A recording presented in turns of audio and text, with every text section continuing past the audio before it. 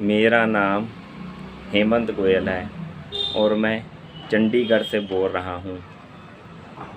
मुझे Tessa group के sir Sachin ने एक टास्क दिया है, जिसको करने के लिए मैंने एक ये भाई को पार्क में अकेले बैठे देखा था और मैं इनसे कुछ हकलाने के बारे में सवाल करूँगा।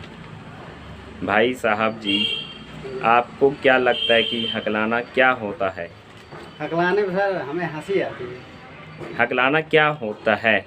क्या होता है सर, ये हकलाते हैं बंदे, जैसे एक बीमारी होती है। हाँ जी। तो आपको क्या लगता है कि ये बीमारी क्यों होती है? ये सर पता नहीं है सर। अच्छा, आपको नहीं पता कि ये क्यों होती है। हाँ जी।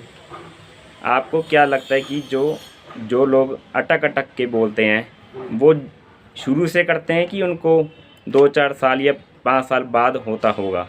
नहीं, वो तो पहले पता नहीं चलता सर उन्हें। अच्छा, पता नहीं लगता तुम्हें। नहीं। जब वो अटकते हैं तो क्या तुम्हें हंसी आती है? जी, हंसी तो आती है। हंसी आती है। हाँ जी। तो वैसे अगर आप कोई बीमार व्यक्ति को देखते हो या फिर किसी का एक्सीडेंट हुआ हो, तब क्या आप उस पे हंसते हो? नहीं, उस पर नहीं हंसते। तो इसी एक बीमारी पे आप क्यों हंसते हो?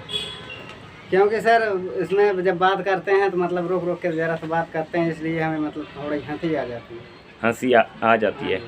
क्या आप अपनी हंसी पे कंट्रोल नहीं कर सकते? क्योंकि बहुत कम ही होता है सर। अच्छा, चलो ठीक है। अगर हम इसको ऐसे कहें कि ये एक बीमारी नहीं, एक आदत है, तो फिर आपको क्या लगेगा कि ये आदत है कि बीमारी ही है? नहीं, ये आदत नहीं होती। ये आदत नहीं होती, ये बीमारी होती है। हाँ जी। वैसे तो हकलाने वालों का सब कुछ ठीक ही होते हैं, हाथ पैर पाँव मुंह भी है, सब कुछ है, ठीक है। तो फिर उनको सिर्फ ये एक बोलने की दिक्कत होती है। हाँ जी, हाँ जी। तो इसको आप बीमारी कैसे कह सकते हैं? वो तो सर पता नहीं है इसके बारे में, लेकिन वह हकलाते हैं बंदे, इसलिए मतलब थोड़ी सी हंसी आ जाती है, इसलिए। आपने किसी को देखा है ऐसे हकलाते हुए? हाँ जी, कई लोगों को देखा हमने। तो क्या आपने उनसे किसी से पूछने की कोशिश करी कि ये क्यों हकला रहे हैं? नहीं नहीं, ऐसा तो नहीं पूछा। किसी से नहीं पूछा? नहीं पूछा। चलो ठीक है। आप कुछ उनके लिए सुझाव देंगे कि आप मत हकलाओ, या फिर आप क्यों हकला रहे हैं?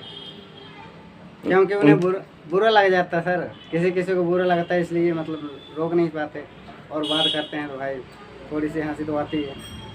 चलो, मेरा एक आपसे सुजेशन है कि अगर आपको कभी कोई आगे से हकलाने वाला मिले तो आप उस पर हंसना मत, उसको नॉर्मली लेना कि वो आराम से अपनी बात को कह सके आपको। और 2 मिनट में होल्ड करता हूँ एक बार। अगर आपको कोई कह दे कि आपको बस स्टैंड के ऊपर या फिर कहीं पे हाँ जी। किसी टॉपिक के ऊपर बोलना है, हाँ जी, हाँ जी। 1000 लोग खड़े हैं, हाँ जी। तो क्या आप बोल सकोगे? आपको क्या लगता है कि अगर मैं आपको कह दूं कि आपको जनसंख्या के ऊपर 50 लोगों के बीच में बोलना है, खड़े होकर स्टेज के ऊपर, क्या आप बोल पाओगे? नहीं। नहीं बोल पाओगे? क्यों नहीं आप बोल पाओगे, ये बताओ। बोल तो सकते हैं, लेकिन थोड़ी सी मतलब वो घबराहट सी होती है। अगर आपको घबराहट हो रही है तो क्या आपकी आवाज़ निकलेगी? कम ही निकल पाती है, वैसे निकलती बहुत कम है। वो क्यों कम निकलेगी? कभी आपने ऐसा किया है या आपको कोई एक्सपीरियंस है इस चीज़ का? नहीं नहीं। तो फिर आप कैसे कह रहे हैं कि आपकी आवाज़ कम निकलेगी उस समय?